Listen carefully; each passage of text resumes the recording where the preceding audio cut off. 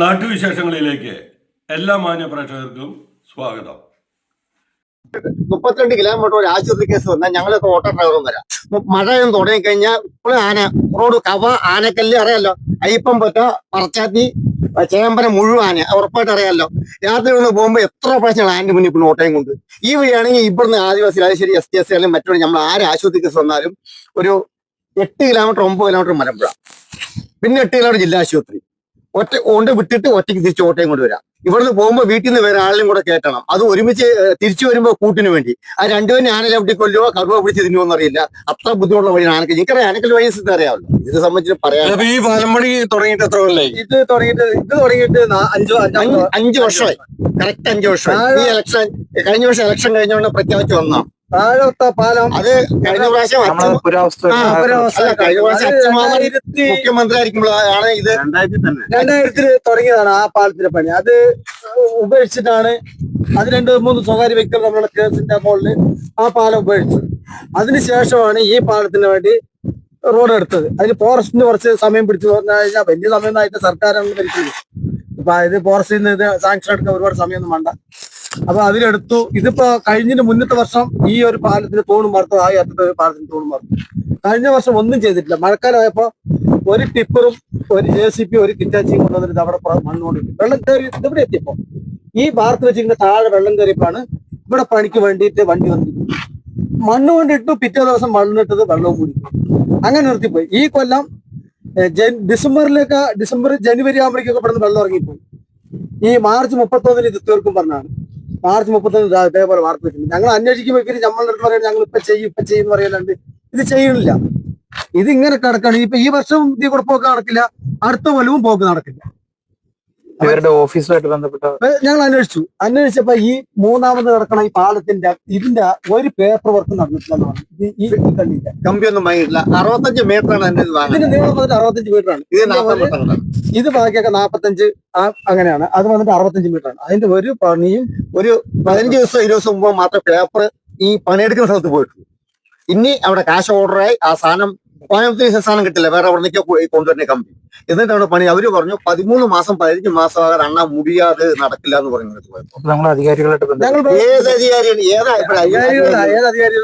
അധികാരിയാണ്? ഞങ്ങൾ ഇതിന്റെ കോൺടാക്ടുകാരൻ്റെ അടുത്ത് നേരിട്ട് ഞങ്ങൾ വിളിച്ചു. ഞങ്ങൾ പറഞ്ഞ വണ്ടി എടുത്ത് ഞങ്ങൾ അടിക്ക് വരുന്നത്. അപ്പൊ അവര് പറഞ്ഞു നിങ്ങൾ എന്തിനാണ് അവിടേക്ക് വരുന്നത് ചോദിച്ചു. അപ്പൊ ഇതേപോലെ നിങ്ങളുടെ വണ്ടിക്കൂലി കളയാന്നല്ലാണ്ട് അവിടെ വന്നിട്ട് ഒരു കാര്യം ഒന്നും കാണാൻ അവിടെ പറക്ക് നടക്കണവുമില്ല. അവിടെ നടന്ന പറക്കിന്റെ സാധനങ്ങളാണ് ഇവിടെ കൊണ്ടുവന്ന് ഈ വെച്ചിരിക്കുന്നത്. നമ്മള് മെമ്പർ അല്ലെങ്കിൽ ലോക്കൽ സെക്രട്ടറി അല്ലെങ്കിൽ ഇവിടെ നമ്മുടെ പഞ്ചായത്ത് ഭരണാധികാരികളുണ്ട്, ഉണ്ട്, പഞ്ചായത്ത് മെമ്പർ ഉണ്ട്, MLA ഉണ്ട്, MLA ഉണ്ട്, MP ഉണ്ട്. ഇവരാരും അപ്പൊ ഈ കാര്യത്തിൽ ഇടപെടുന്നില്ല. അല്ല, MPന്റെ ഒരു ഇതിൽ അയാളെ ഇടപെടുന്നുണ്ട്. അല്ലെ, പഞ്ചായത്ത് പ്രസിഡന്റ് കണ്ടപ്പോ പഞ്ചായത്ത് പ്രസിഡന്റ് പറഞ്ഞ് സംസാരിച്ച് വാട്സപ്പില് ഗ്രൂപ്പിലേക്ക് ഇട്ടിട്ടുണ്ടായിരുന്നു. ഇത് കളിക്കോപ്പ് കൊണ്ട് ഉണ്ടാക്കുന്ന സാധനമല്ല, ഇത് കളിപ്പാട്ടം കൊണ്ട് ഉണ്ടാക്കുന്നതല്ല, സമയം എടുത്ത് മെല്ലെ ആകുള്ളൂ. ഞങ്ങൾ ഈ മാർച്ച് 31 പൂർത്തിരിക്കുന്ന പഞ്ചായത്ത് ഇലക്ഷൻ മുമ്പ് വാട്സപ്പ് ഗ്രൂപ്പിൽ ഒന്നാം പാട് ബിസിനസ് ഗ്രൂപ്പ് ഉണ്ടായിരുന്നു. അതിൽ പ്രസിഡന്റ് വിട്ട പഞ്ചായത്ത് പ്രസിഡന്റ് പറഞ്ഞാൽ മുൻ പഞ്ചായത്ത് പ്രസിഡന്റ്, ഇപ്പോഴത്തെ പഞ്ചായത്ത് പ്രസിഡന്റ് വാർഡ് യോഗം എന്ന് വിളിച്ചുകൂടെ, എന്താ പറയാ, ഗ്രാമസഭയെ വിളിച്ച് ഈ മെയ് 1-10 തീർക്കും പറഞ്ഞാണ്. ഇത് ഞങ്ങള് അപ്പൊ ഇവര് ഉടായ്പ കാണിക്കുമ്പോൾ ഞങ്ങൾക്ക് തോന്നും ഞങ്ങള് പ്രാദേശിക ജനങ്ങളല്ലേ. ഞങ്ങൾ പിന്നെയാണ് സത്യസന്ധമായിട്ട് ഇതിന്റെ പുറകെ അന്വേഷിച്ചു തുടങ്ങിയപ്പോൾ ഇതൊന്നും ഈ കമ്പനിക്ക് മാത്രമേ ഇതിനെല്ലാം ഇടപെട്ടുള്ളൂ. ബാക്കിയൊക്കെ ഒന്നും ആരും ഇടപെടുന്നു. അവര് ചിരിക്കുകയാണ്. അവര് ചിരിച്ചിട്ട് ഉദ്യോഗസ്ഥന്മാരും പണിക്കാരും പറയണേ അടുത്ത പ്രാവശ്യം മേടിച്ചതിശ ഉദ്ഘാടനം ചെയ്തോളും പേടിക്കണ്ട. അതാണ് അവര് പറയുന്നത്. ഇതിന്റെ പണിയെടുപ്പിക്കുന്ന ആൾക്കാരും ഉദ്യോഗസ്ഥന്മാർ പറയണം. അല്ല പിന്നെ എന്താ, അതാണ് അവസ്ഥ ഇവിടുത്തെ. ഇത് ആരും പോയി അന്വേഷിച്ചിട്ടില്ല, ആരും ഇതിന് പുറകെ പോയിട്ടില്ല. ടെൻഡർ കൊടുത്തൊന്നല്ല, അത് അവര് മാറ്റി ആദ്യം ടെൻഡർ കൊടുത്താള് വേറെ ആൾക്ക് കൊടുത്ത ടെൻഡർ എന്നൊക്കെ പറയുന്നത് കേട്ട് ഞങ്ങൾക്ക് വ്യക്തമല്ല. ഇവിടുത്തെ സൂപ്പർവൈസർ ആകെ 3 പേര് 4 പേര് ഇവിടെ പണിയെടുക്കുക. അതും വാർഡ് പ്രസിഡന്റ് ഗ്രൂപ്പിലേക്ക് വന്നിട്ടുണ്ടായിരുന്നു. 4 പേര്, ഒരു കിറ്റാച്ചി, ഒരു ടിപ്പർ. ആ 4 പേര് ഇന്ന് 4 പേരിനെയും കാണാനില്ല. ഇത്രയും വലിയ ഒരു പ്രൊജക്ട് നടക്കുമ്പോ വെറും 4 ആള് പണിത് എങ്ങനെ തീരാനാ? അതന്നെ അവര് പറയുന്നത് എങ്ങനെ തീരാനാ? അവര് ഉദ്യോഗസ്ഥന്മാരല്ല, അവരുടെ പ്രാദേശിക ആൾക്കാർ പറയുന്നത് ഇതിന് വേണ്ടപ്പെട്ട കൂടുതൽ ചോദ്യം ചെയ്യാൻ പറ്റിയ ആൾക്കാർ ഉത്തരവാദിത്തം ഏതാണ് ഉത്തരവാദിത്തം, അത് 3 പേരും 4 പേരും ചെയ്യേണ്ട പണിയാണ്. ആ സ്കൂൾ നട്ടുമ്പോട്ടും ചെയ്യാനാണ്. ഇത് കിറ്റാച്ചിയും JCBയും വലിയ മെഷീൻ വന്ന് കയറ്റി വെക്കേണ്ടതാണ്. അത് ഈ മാർച്ച് 31 ഞങ്ങൾ 1 മാസം മുമ്പ് സംസാരിച്ചപ്പോൾ മാർച്ച് 31 തീർക്കുന്നു. അപ്പൊ ശരി ആയിക്കോട്ടെ. അപ്പൊ ഞങ്ങൾ പറഞ്ഞു ഈ പല പ്രാവശ്യം ചെയ്യുന്നത് 3 സെക്ഷൻ 3 പേര് വന്നോ അല്ലെ 7 പേര് നിർത്തിക്കോ. അവർ അന്ന് ഞങ്ങളൊന്ന് 7 പേരുണ്ടായിരുന്നു. നിങ്ങൾ 7 പേര് ഇവിടെ ഈ തിട്ടി നിർത്തി, ഈ കള്ളിയില് 7 പേര് ആ കണ്ണി നിർത്തി, 7 പേര് അപ്പുറത്ത് നിർത്തി. അപ്പൊ 21 ആൾക്കാരെ വെച്ച് കഴിഞ്ഞാൽ ഒപ്പം നട്ടുമ്പോൾ ടൈറ്റ് ആയല്ലോ. പിന്നെ മെഷീൻ കൊണ്ട് കയറ്റി വെച്ചാൽ പോരെ. അത് അങ്ങനെ അവര് പിന്നെ മറുപടി വന്നിട്ടില്ല. ഞങ്ങൾ നിങ്ങളെ കൂടെ അന്വേഷിക്കും മറുപടി. പിന്നെയാണ് ഞങ്ങൾ നമ്പറൊക്കെ വാങ്ങി കോൺടാക്ട് പണിയെടുക്കുന്ന ആൾക്കാർ നമ്പറൊക്കെ വിളിച്ച് ചോദിച്ചപ്പോഴാണ് പറഞ്ഞത് അങ്ങോട്ട് പോകാൻ വേണ്ടി നിൽക്കുന്നത് പറഞ്ഞത്. അങ്ങനെ ഒരു നിങ്ങൾ വന്നാലും ഞങ്ങൾ വെയിറ്റ് ചെയ്യാണ്. കാര്യം ഇന്ന സ്ഥലം ഞങ്ങളുടെ അഡ്രസ്സ് കാര്യങ്ങളൊക്കെ ഇത് നോക്കി മൊബൈൽ നോക്കി അറിയാമല്ലോ. അവിടെ യാതൊന്നും എത്തിയില്ല. പേപ്പർ വരെ ഈ ഒരു 20 ദിവസം മുമ്പാണ് ഈ 65 മീറ്ററിന്റെ അളവും പേപ്പറൊക്കെ ചെയ്യാൻ വേണ്ടി ഓർഡറായി ഒന്നും വാങ്ങിയിട്ടില്ല. അത് കോയമ്പത്തൂർ ഓഫീസ്. അതാണ് അവർ പറയുന്നത്. ഇതാണ് ഇതിന്റെ അവസ്ഥ. അതുകൊണ്ട് ഞാൻ ചോദിക്കട്ടെ, നമ്മുടെ ഇവിടുത്തെ ഇപ്പൊ ഈ പ്രദേശത്തുള്ള ആൾക്കാരുടെ കുടിവെള്ളത്തിന്റെ അതെന്താണ്? കുറച്ച് ഏരിയയിൽ മാത്രം കുടിവെള്ളത്തിന് ബുദ്ധിമുട്ടുണ്ട്. കുടിവെള്ളത്തിന് ബുദ്ധിമുട്ടുണ്ട്. അത് വരെയുള്ളത് ട്രൈബൽ ഏരിയയിലാണ് ഏറ്റവും കൂടുതൽ. അപ്പൊ ഞാൻ ചോദിക്കുന്നത് പഞ്ചായത്തിലോ അല്ലെങ്കിൽ MLAക്കോ വണ്ടി കൊണ്ട് കൊടുക്കുന്നുണ്ട്. വണ്ടി കൊണ്ട് അല്ല, അല്ലാതെ നമുക്ക് അല്ലാണ്ട് വേറെ ഒരു രക്ഷയില്ല ഇവിടെ ഇല്ല. ഒന്നും ഇതുവരെ ആക്കിയിട്ടില്ല. അതായത് ഈ കുടിവെള്ള പത്തി വന്ന ഈ ചെറിയ ചെറിയ പ്രൊജക്ട് വന്നാൽ പോലും അത് വിജയിക്കാൻ ബുദ്ധിമുട്ടാണ്. അതിന് ഓപ്പറേറ്ററെ വേറെ നേരത്തെ കുത്തിയിട്ട് ആ കിണറ്റിൽ വെള്ളം അടിച്ച് എത്തിക്കാം. നമ്മുടെ ഡാമിലാണ് ഈ വേനൽക്കാലം വെള്ളം കുത്തി എടുത്തുകൊണ്ട് പോകുന്നത് അല്ലെ? ഈ കൊല്ലം ഭാഗത്തൊക്കെ ഡാമിലെ കുറെ കുഴി കുത്തി പോരുന്നുണ്ട്. അതെ, അതിന് പശുവും കുടിക്കും, പോത്തും കുടിക്കും, മനുഷ്യനും കൊരി കുടിക്കും. ഇതാണ് അവസ്ഥ. ഈ വെള്ളത്തിന്റെ പ്രശ്നം പറഞ്ഞാൽ നമ്മൾ ഒരിക്കലും അധികാരികളുടെ അടുത്തുന്നവരെ അല്ല, വെള്ളത്തിന്റെ പ്രശ്നം എന്ത് പറഞ്ഞാലും പരിഹരിക്കാൻ ഇത്തരം പുതിയൊരു കുറെ പൈപ്പ് കിട്ടുന്നുണ്ടല്ലോ. അത് വന്നു കഴിഞ്ഞാൽ ശാശ്വതാവും തോന്നും. ഇപ്പൊ വയസ്സായിട്ടുള്ള കുറെ പൈപ്പ് ഉണ്ട്. അത് പക്ഷെ അല്ലാതെ ചെറിയ ചെറിയ പ്രശ്നം വെച്ച് വിജയിക്കാൻ ബുദ്ധിമുട്ടാണ്. അത് പിന്നെ ആരെയും പറഞ്ഞിട്ട് കാര്യമില്ല. അത് കൊണ്ടു നടക്കാൻ പറ്റില്ല. ചിലപ്പോ കലക്കമുള്ളതായിരിക്കും, മഞ്ഞളായിരിക്കും. ഇല്ല, വളരെ കുറച്ച് പേർക്ക്. പിന്നെ ഞങ്ങളൊക്കെ കുറെ പേര് കിണർ കുഴിച്ചു. ഞങ്ങളുടെ ലൈനിൽ 22 വീട്ടില് 19 കിണർ കുഴിച്ചാണ്. ലൈനിൽ 22 വീട്ടിൽ 19 പേര്. പിന്നെ 3 പേരും കൂടെ കിണർ കുഴിച്ചു. ഒരുപാട് വെള്ളം ഉണ്ട്. നല്ല വെള്ളം, നല്ല കണ്ണീര് പോലെ നല്ല വെള്ളം. ഞങ്ങൾക്ക് നല്ല വെള്ളം കിട്ടി. ഞങ്ങളുടെ എന്തായാലും നമ്മുടെ സജി ആം ആദ്മി പാർട്ടി ഇലക്ഷൻ നിൽക്കുന്നുണ്ട്. കോൺഗ്രസ് പാർട്ടി അപ്പൊ എന്തായാലും ഒരു മാറ്റം നിങ്ങൾ പ്രതീക്ഷിക്കുന്നുണ്ടോ? ആഗ്രഹിക്കുന്നുണ്ട്. അതായത് ഇവിടെ മാറണമെങ്കിൽ ബുദ്ധിമുട്ടാണ്. ഇവിടെ മാറിക്കഴിയാത്ത ബുദ്ധിമുട്ട് തന്നെയാണ്. ഒരു വശം മാത്രം ചിന്തിക്കുന്ന ആൾക്കാരാണ്. ഒരു വശം മാത്രം ചിന്തിക്കുന്ന ആൾക്കാരാണ്. അത് എത്ര നാശനഷ്ടം വന്നാലും അവർ ബാക്കിലേക്ക് പോണ ലക്ഷണമല്ല. ഞങ്ങൾ തീരുമാനിച്ചു രക്ഷയൊന്നുമില്ല. അതിൽ കൂടെ അവര് നശിക്കും, നമ്മൾ നശിക്കുന്നതാണ് സംഭവിക്കുക. നമ്മള് യഥാർത്ഥത്തിൽ ഇപ്പൊ കഴിഞ്ഞ 5 വർഷമായിട്ട് ഇടതുപക്ഷ പാർട്ടികളെ ഭരിച്ച് എന്നിട്ട് ഈ പാലത്തോട് അത് ആ രീതിയിൽ ബന്ധപ്പെടുത്താമെങ്കിലും പൊതുവെയുള്ള വികസന കാര്യങ്ങളൊക്കെ എടുത്തു നോക്കുകയാണെങ്കിൽ UDF LDF ഇവിടെ എത്ര വർഷങ്ങളെ ഭരിക്കുന്നതാണല്ലോ സർ. UDF LDF ഭരിക്കുമ്പോ UDF പറയുന്നു LDF ഇതിനകത്തൊന്നും ചെയ്തില്ല, മറിച്ച് അങ്ങോട്ട് സംഭവിക്കുന്നു. അപ്പൊ അതിൽ ജനങ്ങളെ സംബന്ധിച്ചിടത്തോളം ഈ മുന്നണി സംവിധാനം നിലവിൽ ഒരു വലിയ പരാജയമാണ്. അങ്ങനെ പറഞ്ഞാൽ ബ്രിട്ടീഷുകാർ പോകുന്ന കാലത്ത് ഇവിടെ വിത്തുമൂടില്ലാത്ത കാലമല്ല. അങ്ങനെ പറയാൻ പറ്റില്ല. അവരുടെ ഭരണകാലത്താണ് ഏറ്റവും കൂടുതൽ വികസനം കേരളം. അതായത് ഇപ്പം പറയാലോ, ഇപ്പൊ കേരളത്തിലെ മുഴുവൻ മെഡിക്കൽ കോളേജ് ആരും കൊണ്ടുപോകും. ഉമ്മൻചാണ്ടി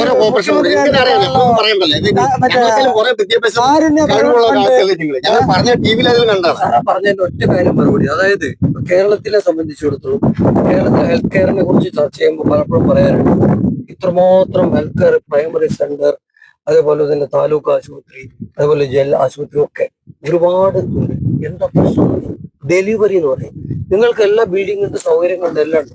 എന്നാൽ സേവനത്തിൽ വളരെ പുറകിലാണ് ഈ ആശുപത്രി. അവിടെയാണ് ആം ആദ്മി പറയുന്നത്. ആം ആദ്മി സംബന്ധിച്ചിടത്തോളം പഞ്ചാബില് പ്രൈമറി ഹെൽത്ത് സെന്റർ ആയാലും അതുപോലെ തന്നെ മെഡിക്കൽ കോളേജ് ആയാലും ജില്ലാ തലത്തിലുള്ള ആശുപത്രികളായാലും ആശുപത്രി കെട്ടിടം മാത്രമല്ല ഡെലിവറിയിലും സേവനത്തിലും മികച്ചതായി പോയി എന്നുള്ളത്. അതാണ് ഈ LDF-ന്റെ ഇതും ഞങ്ങളുടെ തമ്മിലൊരു വ്യത്യാസം ഇതാണ്. ഞങ്ങൾ സേവനത്തിന് മുന്നിൽ നിൽക്കുന്നു, ഔട്ട്ലെറ്റിന് മുന്നിൽ നിൽക്കുന്നു. അല്ല കാര്യം ഇത് അത് അറിയാൻ പറ്റി അല്ലല്ല ഞങ്ങൾക്ക് അതിൽ ഞങ്ങളുടെ ബിസിനസ്സും ഞങ്ങളുടെ പ്രവൃത്തിയിലും ഇങ്ങനെ ഘട്ടം ഘട്ടമായിട്ട് നിങ്ങളുടെ മക്കള് വേറെ തലമുറ മാറിക്കൊണ്ടു ഞങ്ങളുടെ കണക്കൂട്ടലും ഞങ്ങളുടെ കാഴ്ചപ്പാടിലും നമ്മുടെ ആശയവും നമ്മുടെ മക്കളുടെ ആശയം പറയാം, അവരുടെ മക്കളുടെ ആശയം വേറെ ആയിരുന്നു. അപ്പൊ അതുകൊണ്ട് അപ്പോഴും പുതിയ പുതിയ പാർട്ടി പൊട്ടും ഞങ്ങളുടെ ആവശ്യപ്പെടുന്ന കുറെ കാര്യങ്ങളുണ്ട്. അതെ അതെ ഉമ്മൻചാണ്ടിയുടെ ഭരണകാലത്തായാലും ഞാൻ പറയണത് ഓരോ കാലത്തും ഓരോ ആവശ്യങ്ങളാണ് ജനങ്ങൾക്ക് വരുന്നത്. അത് മാറിക്കൊണ്ട് 10 വർഷം മുമ്പ് ഉണ്ടായിരുന്ന ഒരു ആവശ്യമല്ല ഇപ്പൊ.